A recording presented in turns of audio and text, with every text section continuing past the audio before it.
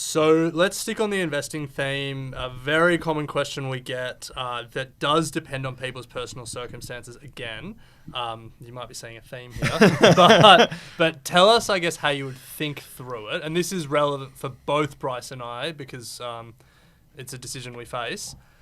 Offset account v investing.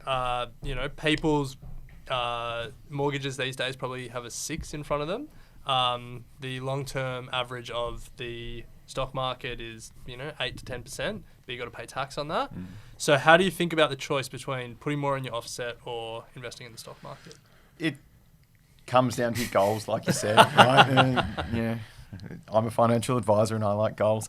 But when we look at this, it is about what your future outcome that's sought is. And yes, on a very black and white level, your 6.25% after tax is a very attractive return. And for a lot of people, that is actually a really good way to save money and feel secure at the moment whilst those rates are high. A couple of things that people don't necessarily realise all the time when we're talking about percentage rates on offset accounts.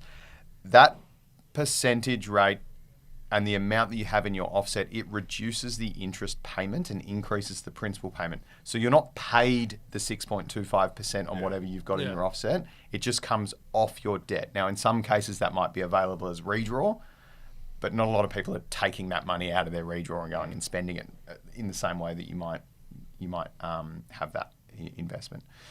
The other thing is that with your house, it has a limited capacity to compound. What I mean by that is that once it's paid off, the only benefit that you then have of not having a mortgage is the cash flow that you would otherwise be allocating to that mortgage. Now, we use debt recycling a lot for clients where we take out additional equity and then we recycle the income from that back through the debt to help pay down or effectively build a portfolio of assets that is greater than what the value of the mortgage is and pay it off faster.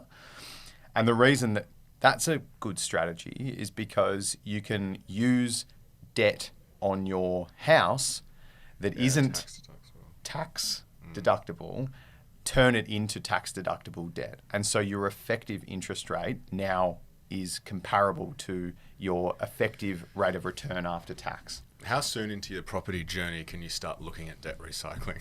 Well, there's a couple of things. Asking for a friend. Asking for a friend. So one would be, depends how much money you've got in the bank or in investments.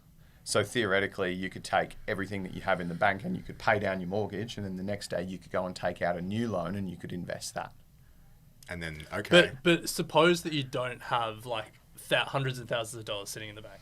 Well, then it's a case of at what stage do you have the equity available in your property? We generally won't do it for people unless they have sort of $100,000 plus or they have existing investments with us. Okay, so it's not about the percentage of the mortgage you've paid off. It's more about a hard number of 100,000 plus. Well, that's because it costs money to set it up. It costs money to maintain it. And we generally won't do it unless it's going to be valuable for the client. And you want to be generating enough decent income from the investment to meaningfully contribute? That's right. And so in the same way that with a, say, 30-year mortgage, where obviously you pay a lot more interest up front, and then when you get to the later stages of that mortgage, you're paying a lot more principal off.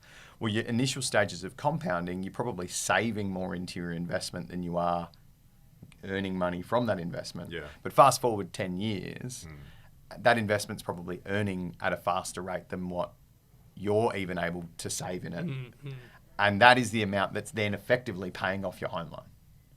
And so it gets, as I say, it gets fairly complicated fairly quickly, but at 8 to 10% compounded, and particularly if you can use, if you're thinking about aiming to pay off debt at retirement, so you can use high capital growth assets and then draw them down in a lower or no tax environment, there's a real benefit of maintaining a mortgage that's tax effective throughout your working years and then drawing on tax effective investments when you get there. Just because I know that we just used a heap of jargon, heaps of numbers, and it is easy to get lost in that. I think the takeaway for people is if you've got a few $100,000 of equity in your home, you should go to equitymates.com/advice put your details in, and we'll put you in touch with one of our recommended advisors for a no cost, no obligation initial meeting, and you can get them to step through what debt recycling is in a little bit more detail and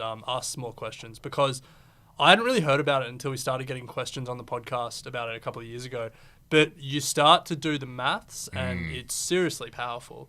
I mean, so much of like getting ahead in your personal finances in Australia is figuring out where the tax not loopholes, but the tax opportunities are. Yeah. And this one for me is just like a massive free kick to existing property owners.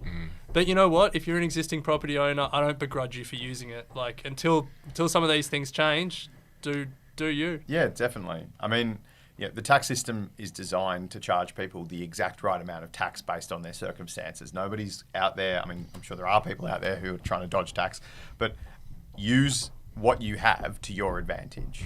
So take your position and make the best possible decisions, whether that be with investing or with tax or with, saving for education or whatever it might be.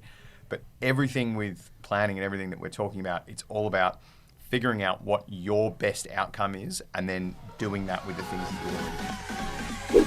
Equity mind. I will say this about investing. Everything you do learn is cumulative. What I learned at 20 is useful.